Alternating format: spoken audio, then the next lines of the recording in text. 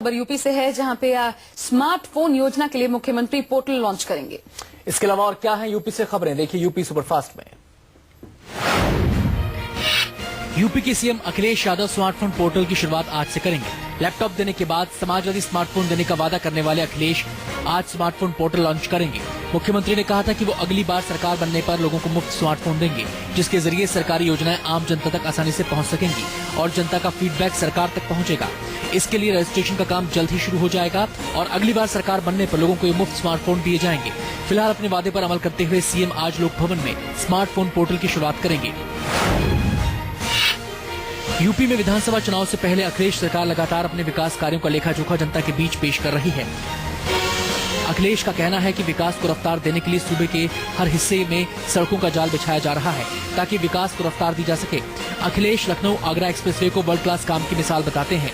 उनका कहना है कि लखनऊ आगरा एक्सप्रेसवे पर सड़क की क्वालिटी ऐसी है कि 100 किलोमीटर प्रति घंटे की रफ्तार पर भी कार में रखे पानी के गिलास से एक बूंद तक नहीं गिरती। अपने कामों की फहरिस्त में अखिलेश सरकार अस्पतालों, साइकिल ट्रैक्स, समाजवादी बीमा योजना समेत कई योजनाओं को शामिल करती है। ये उत्तर प्रदेश की राजधानी लखनऊ और देश की राजधानी दिल्ली को जोड़ने का काम कर रहा है। ये आगरा लखनऊ एक्सप्रेस से बन जाने के बाद ताजगंज और हजरतगंज दोनों जुड़ रहे हैं। यूपी के सीएम अखिलेश यादव ने समाजवादी नेता और चिंतक रहे स्वर्गीय जनेश्वर मिश्रा के सम्मान में जनेश्वर मिश्रा ट्रस्ट का उद्घाटन किया। अखिलेश यादव रविवार सुबह 7 कालिदास मार्ग स्थित जनेश्वर मिश्रा ट्रस्ट पहुंचे और पूजा पाठ करके ट्रस्ट का विधिवत उद्घाटन किया। उन्होंने छोटे लोहिया के नाम से मशहूर रहे जनेश्वर मिश्रा के चित्र पर माल्यार्पण कर उन्हें श्रद्धांजलि अर्पित की। अखिलेश यादव के साथ इस कार्यक्रम में सरकार के कई मंत्रियों नेताओं ने शिरकत की।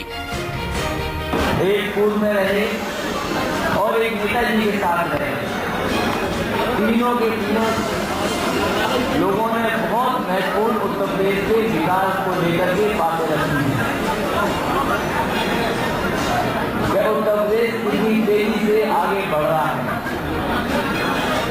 और लगातार समाजवादी लोगों ने काम किया है। लखनऊ में बीएसपी सुप्रीमो मायावती की रैली में हुए हादसे के शिकार लोगों के प्रति अखिलेश यादव ने सहानुभूति प्रकट की है। रैली में शामिल होने आई 2 महिलाओं की मौत हो गई थी। राज्य सरकार ने दोनों महिलाओं के परिजनों को 2-2 लाख रुपए के मुआवजे का ऐलान किया है। रैली में भगदड़ मचने से कई लोग जख्मी भी हुए थे। राज्य सरकार ने घायलों के मुफ्त इलाज की भी घोषणा की है।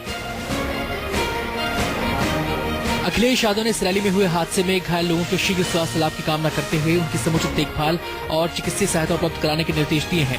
उन्होंने दिवंगत आत्मा की शांति की कामना करते हुए परिजनों के प्रति सहानुभूति और संवेदना व्यक्त की है। यूपी सरकार की योजना आगरा से इटावा तक बनाए जा रहे साइकिल हाईवे क्षेत्र को इको टूरिज्म सर्किट के रूप में विकसित करने की है। इस रूट पर इको टूरिज्म को बढ़ावा देने के मकसद से साइकिल ट्रैक पर हर साल अंतर्राष्ट्रीय साइकिल रैली कराने का निर्णय लिया गया है।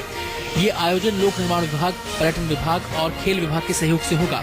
वित्तीय वर्ष 2016-17 में इस आयोजन पर होने वाले अनुमानित खर्च 3.5 करोड़ रुपए की व्यवस्था उत्तर प्रदेश वन निगम द्वारा की जाएगी। सरकार का कहना है कि इस क्षेत्र में वन विश्राम गृहों के नवनिर्माण और उनके जीर्णोद्धार का भी निर्णय लिया गया है। आगरा स्थित वन विश्राम भवनों, बाईपुर और बाहा तथा इटावा स्थित वन परिसर, चक्करनगर, बवायन और लखना वन विश्राम भवनों के नवीनीकरण और जीर्णोद्धार पर 13 करोड़ रुपए का खर्च अनुमानित है। फोल्डिंग बन गई है, इटावा और मैनपुरी फोल्डिंग बन गई है। तो ये केवल कुछ काम बता रहा हूँ। जहाँ बड़ी सड़क बनाई है वही छोटी सड़क छोटे जिलों में संतुलन बनाने का काम है। इस सरकार ने संतुलन बनाया है। इटावा लॉयन सफारी में पर्यटकों के लिए खास इंतजाम किए जाएंगे। इको टूरिज्म को बढ़ावा देने के लिए 15 जिनॉन एसी वाहनों की खरीद को मंजूरी दे दी गई है। इन वाहनों का उपयोग पर्यटकों को दुधवा नेशनल पार्क, कतरनिया घाट, वन्य जीव विहार तक ले जाने के लिए भी किया जा सकेगा। इन वाहनों की खरीद का खर्च उत्तर प्रदेश वन विभाग द्वारा किया जाएगा। लॉयन सफारी में आने वाले पर्यटकों की यात्रा को यादगार बनाने के लिए कई योजनाएं प्रस्तावित हैं। इनके संचालन के लिए विश्व स्तरीय एजेंसी की नियुक्ति के लिए कंसल्टेंट का चयन किया जाएगा। इसके साथ ही पर्यटकों को अत्याधुनिक और विश्व स्तरीय सुविधाएं उपलब्ध कराने के लिए विजिटर फैसिलिटेशन सेंटर विकसित किया जा रहा है, जिसके तहत अत्याधुनिक वाहन पार्किंग, इलेक्ट्रॉनिक टिकटिंग व्यवस्था, टिकटिंग जोन में restaurant, 4D theatre, interpretation centre, souvenir shop, cafeteria और स्नैक्स काउंटर की व्यवस्था की जाएगी।